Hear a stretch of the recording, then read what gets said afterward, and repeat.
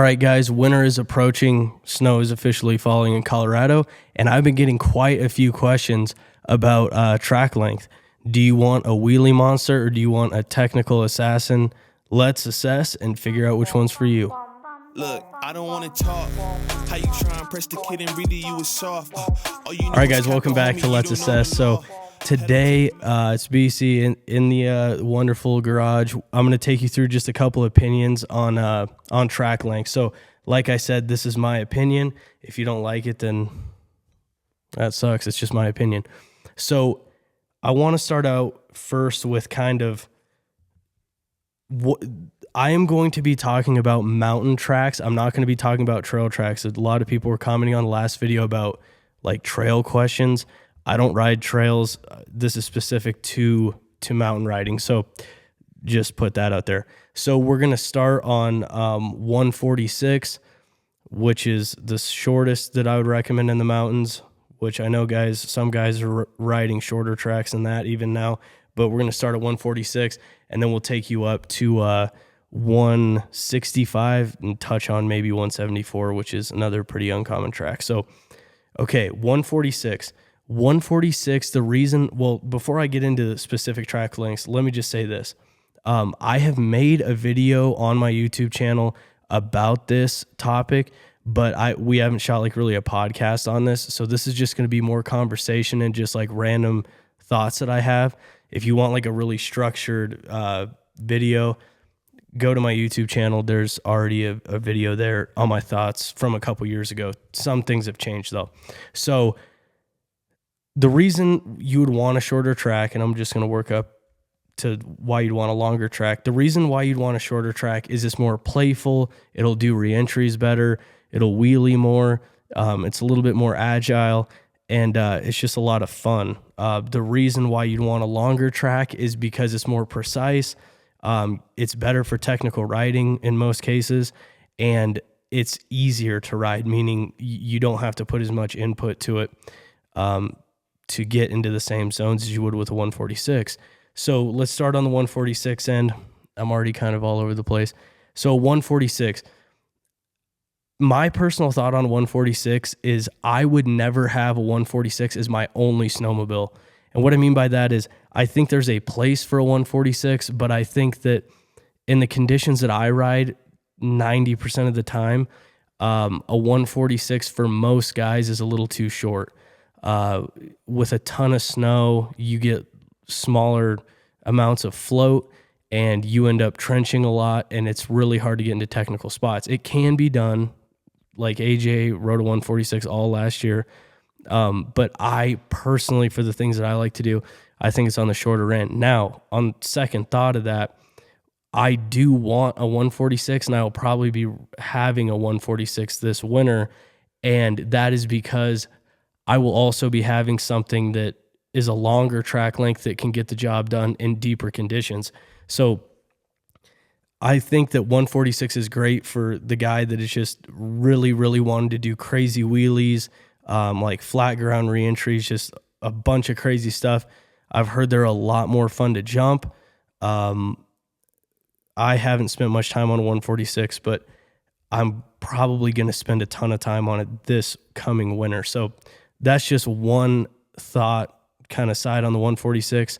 It would not be my first choice if I only had one sled. If I had two sleds, it would definitely be one in my arsenal, just because on those days where it's not super deep, it would just be a ton of fun. It'd be like a highlight reel for videos and stuff like that. So I think I will be, and we'll get into this later in a podcast, but I think I will be building a 146. Okay, moving up. So that's one end of the spectrum. That is like the shortest that I would go for the mountains. In Colorado, you can go to 137. I saw Kosturki's riding one. That's great. But he also has access to different track lengths all the way up to 65. So that's my opinion on the 146. Going to the 155, this, in my opinion, is the best track length to start out on if you're mountain riding. I think it's going to be capable of everything that you want to do, but it's also going to build good habits of learning momentum, learning, throttle, brake, all that stuff.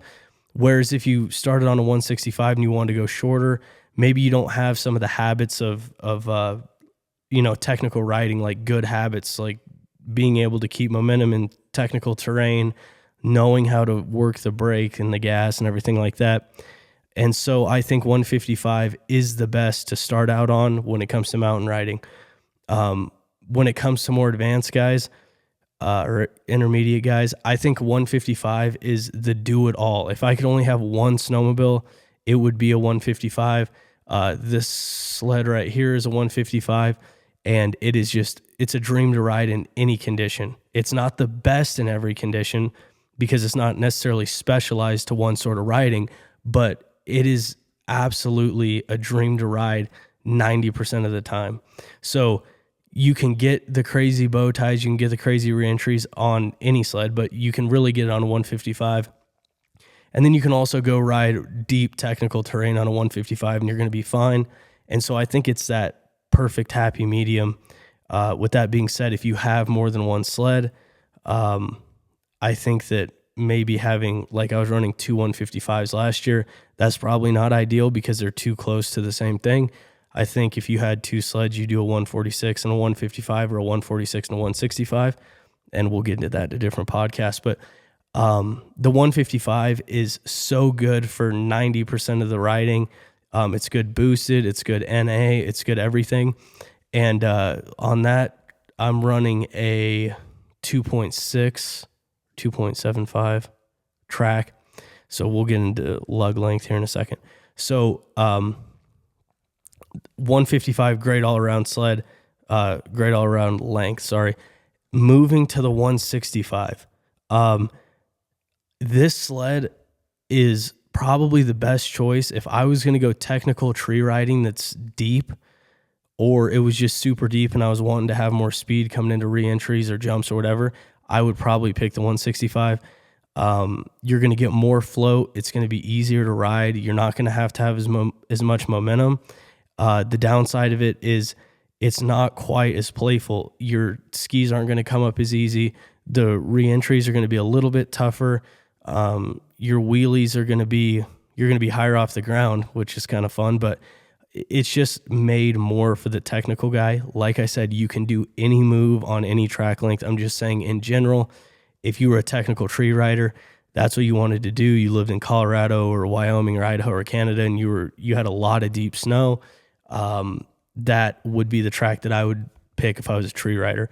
There again, boosted, non-boosted, it's a good track length. And I could go along with the argument that 165 is a good happy medium. It's a little bit longer for my liking, for just, I'm mainly doing re-entries and stuff like that. So it's a little long for that. It's a little overkill unless it's super deep. But going a step further, you go to 174, and that is not a happy medium, in my opinion. That is a deep snow. You want the easiest riding experience possible. And I say that because you don't have to, with more float, you don't have to carry as much momentum before you get stuck. So with a 174, you're going to be able to go slower. You're going to be able to pick lines slower. And so that's why I say for these beginners that are, if you're just getting into the sport and your goal is to be a really good rider, it would be easier for you to probably start out on a 174 or 165. But in my opinion, when it comes to building your skill set and building fundamentals, I think the 155 is probably your best bet. So going back to the 174, super good for deep snow. I know like Carl Kuster and all those guys up in British Columbia, they'll use 174s. They just get stuck less.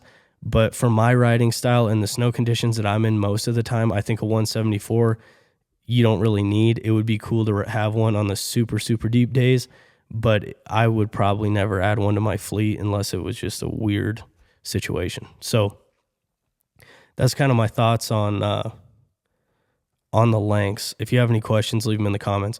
So when it comes to lug, there's a lot of argument with lug. A lot of people like a deeper lug, meaning the knobs, the paddles on the track are deeper and they move more snow. In my opinion, now that Polaris is making all the or most of the lug lengths in quick drive, meaning you're not having a chain case, I would go kind of whatever you think. I think like I like to run a 2.75. I wouldn't be opposed to a 3-inch, but I don't really see. I think that's a good happy medium track. It's good in deep snow. It's good in harder snow. It stays relatively cool, and it's quick. That's what I like about the 2.75 is it's quick to react, and it's not. I just feel like it's quicker, and there's no rhyme or reason why. I just like the 2.75. I think it is a great happy medium, and so with this sled, I basically set it up to be like good in every situation with 155 and then 2.75 lug. I think that 90% of the terrain it's going to excel in. And then this year, maybe switching to a 146 and a 165, then I'll have my choice of like, if it's, if I want to go do technical deep snow riding, I'll take the 65. If I want to go get rowdy and film a bunch of stuff, I'll take the 146. But it's just kind of figuring out what your riding style is. And that's why I go back to what should beginners ride. I think that 155, 2.75 or 3-inch, I think that's a really good place for you to start. And then kind of, once you learn to ride, you're going to kind of fit into a style, if you will. Like if you like the, jumping and reentries and bow ties and all that stuff, then you might go shorter. And then if you like the deep snow, steep ravines, steep trail ride or steep tree riding and all that stuff, you'll go longer. So if I was a beginner, 155, and then just cater, kind of your resources. If you have one sled, kind of be conservative on what it is. If you have two, then kind of go one on each end. That's my opinion. And I think you'll be good. When it comes to these track lengths boosted, I know a lot of guys in the BRP side of things, they're going to the 146 boost because now it's coming from the factory, which is super cool. I actually I had one on order. I think that's going to be an amazing sled for those small percentage of guys. I think the 146 boost is a lot of sled in technical situations. It comes back really quick. It trenches really quick. And so if you're kind of a beginner, intermediate rider, honestly, I don't think you probably belong on that sled. I think that's for more advanced guys that kind of know what they want and they know the purpose of what that sled's going to do. But I'm leaning to start going, on opposite spectrums, one short, one long. That's kind of my overall thoughts. I don't want to rant on this too long, but the lug thing, go with your preference, do some research. I like the 2.75. So if you guys have any questions, leave them in the comments, DM us on Cook Bros on Instagram. And until next time, hopefully that helped. Love you. Peace. Let's ride.